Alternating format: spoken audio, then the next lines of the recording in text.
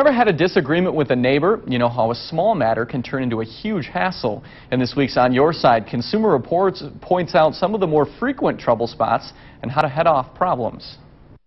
This fence could have sparked a border war between Heather Feldman and her neighbor. The older couple who had allowed us to put the fence without making us do a survey then needed us to move the fence in order for them to make a deal on their house.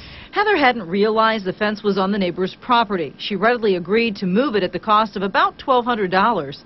Fences are one of the many flashpoints that can lead to feuding neighbors. If you're not sure where your property line is, check your deed or call a local surveyor.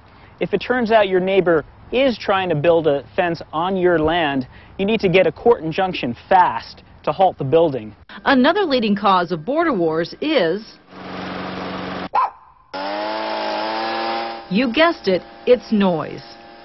Most communities have laws prohibiting unreasonable noise, so always check the state and local laws first before confronting a noisy neighbor.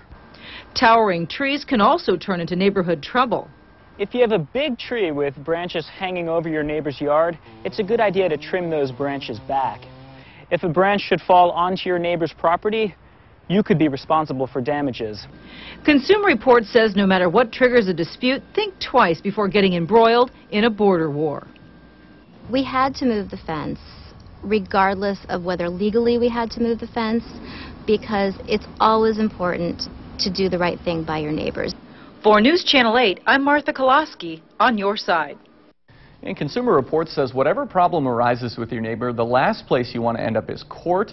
If you're not able to talk through the problem with your neighbor, there may be mediators in your area.